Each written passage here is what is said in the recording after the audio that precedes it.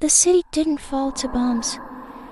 It fell to St. Jude's Memorial. The hospital didn't stay on its foundation.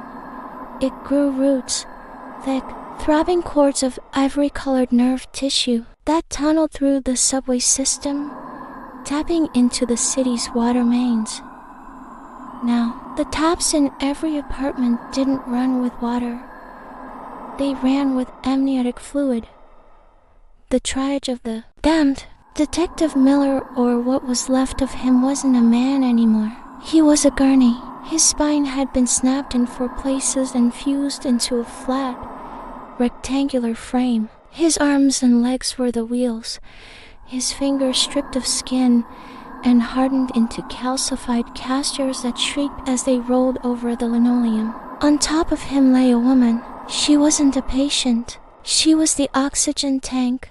Her lungs had been surgically removed and hung in a translucent sack above Miller's frame. They pulsed with a wet, mechanical rhythm, scrubbing the carbon dioxide from the air and pumping a thick, sickly sweet pheromone into the hallway.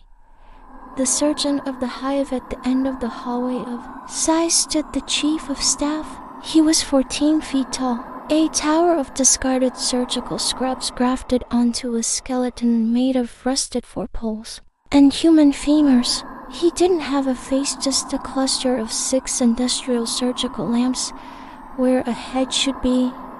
When he turned them on, the light didn't illuminate the room.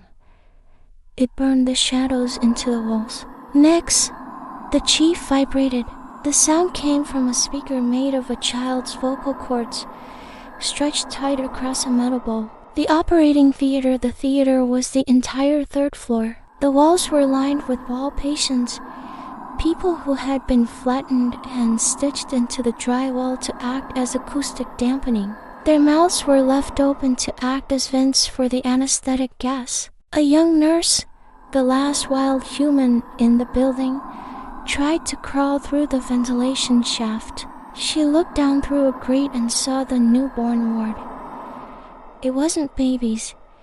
It was surgical tools. Small, fleshy organisms with scalpel blade teeth and forceps for limbs were growing in jars of warm bile. They chirped like crickets, their serrated edges clanking against the glass. They were waiting to be harvested for the next procedure. The great integration. The chief of staff reached down and plucked the nurse from the vent as if she were a moth. He didn't kill her. The hospital never kills. Death is a waste of materials. You have a beautiful circulatory system.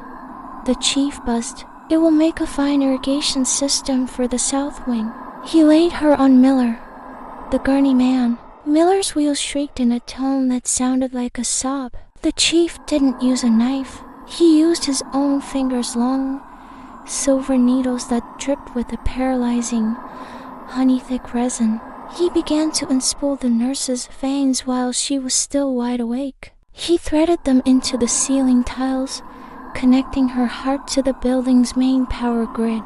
The heart of the hospital. The nurse's heart began to beat in time with the flickering fluorescent lights. Thumb flash, thumb flash. She was now the generator. Every time her heart squeezed in agony, the lights in the ICU stayed on. Down in the basement, the mother house from the valley had arrived. It had merged with the hospital's foundation. The 2 entities were now a single, gargantuan organism. The hospital began to inhale. The vacuum of the breath was so strong it pulled the pedestrians off the street outside. They were sucked through the sliding glass doors like dust into a vacuum. They didn't hit the floor.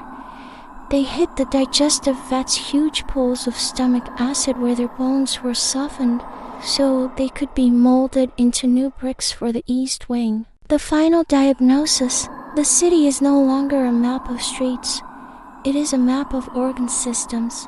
The skyscrapers are becoming lungs. The highways are intestines. And at the center of it all, St. Jude's Memorial stands tall, its windows blinking like 1,000 unblinking eyes.